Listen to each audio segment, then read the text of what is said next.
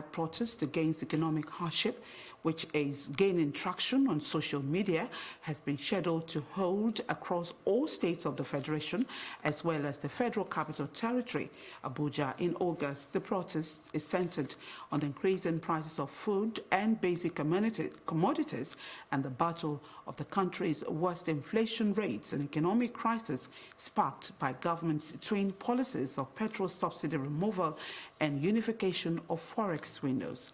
Meanwhile, the Minister of Education, Professor Tahir Mamman, has also advised students in Nigerian universities to remain on campus during the planned nationwide protest. The minister, through the Acting Executive Secretary, National Universities Commission, Chris Mayaki, made this known in a letter addressed to Vice Chancellors of universities.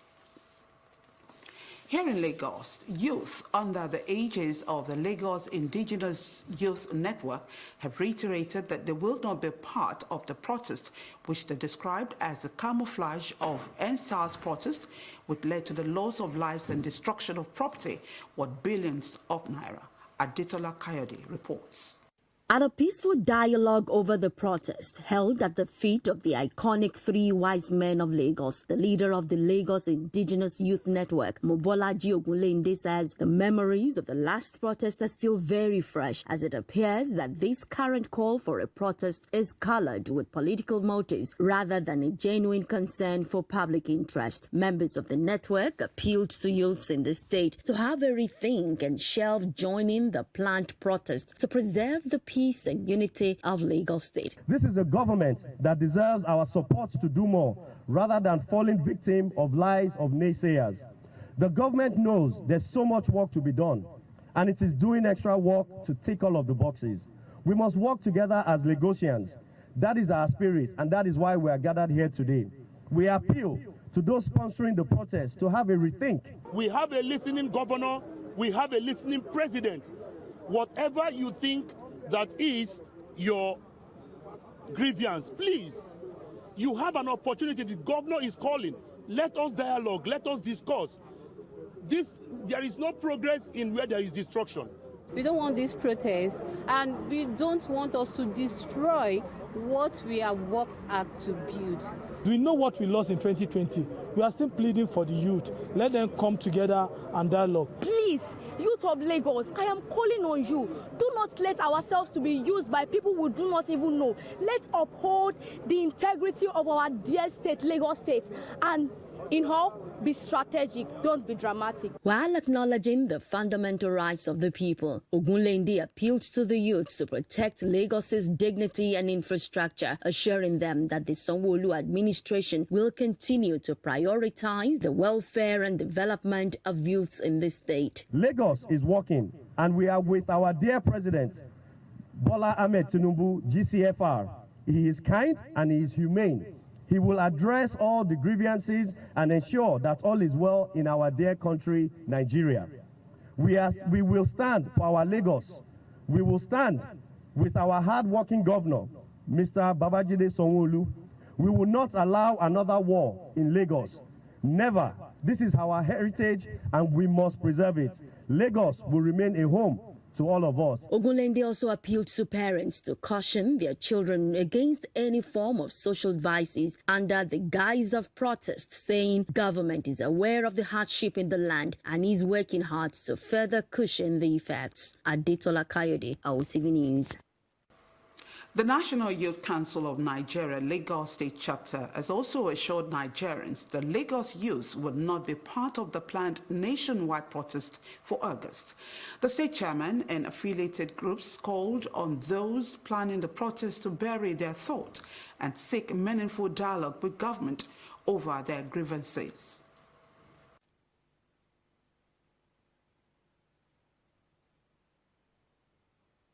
In this challenging time, it is important that we come together with a shared vision of unity and clear understanding. We strongly believe in the power of constructive dialogue and diplomatic exercise of fundamental human rights to press home our demand for desired actions. Lagos does not deserve any civil unrest, that could disrupt or slow down the pace of the all-round development being experienced across all sectors. The Youth Council implored young people not to follow the path of anarchy and advised them to eschew violence. In community in Lagos have distanced themselves from the proposed nationwide protest, saying that it is not in the interest of the people and could cause more chaos in the country. Correspondent Olatunde Yusuf tells us more.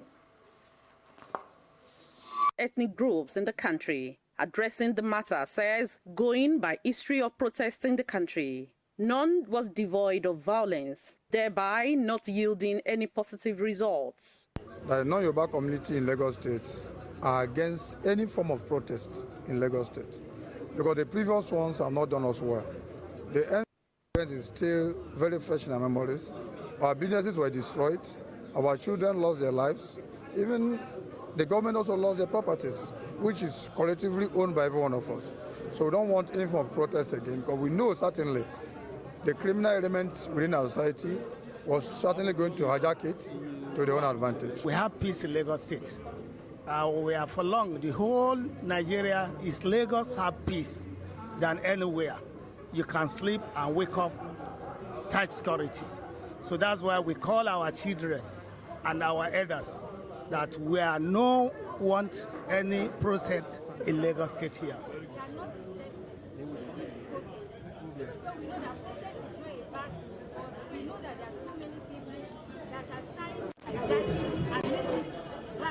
While recognizing the economic hardship in the country, the group appealed to organizers to shield their sword and give the government more time, advising government at all levels to address the agitations of Nigerians through social dialogue. I want to tell Mr. Governor that we are with him. Mr. President, we are with him. In Lagos State, the governor has been doing a whole lot to help, even the non-indigenous, the palliatives, the empowerment, everything we are enjoying here. So I want to tell the world that we, the South-South youth, we are not part of the protest. Let the youth come to the round table with the government and let's finalize one or two something. And because of the hardship, it's very bad. Again, it's not even, there is a suffering, there is hunger. But the protest will not lead to anything, it will just lead chaos in the country. Before today, we hold a meeting in the various community in 57 local government and local council. Then we talk to our people, and our people agree with us that they will never support that protest. They will never support, they only support the government of the day. Since the agitations commenced on social media to hold a nationwide protest on the current economic hardship in the country, different groups and associations have continued to dissociate themselves from it. Olatunde Yusuf, LTV News. In sports, the Super Falcons suffered another defeat on Sunday as Nigeria lost by a lone goal against Spain in their second group match at the 2024 Paris Olympic, an 85th. And finally, North Korea has deployed military helicopters to bring thousands of people stranded in a flood-hit zone to safety. Leader Kim Jong-un personally guided a military rescue team comprising 10 helicopters and naval lifeboats, shaking the hands of the pilots one after the other.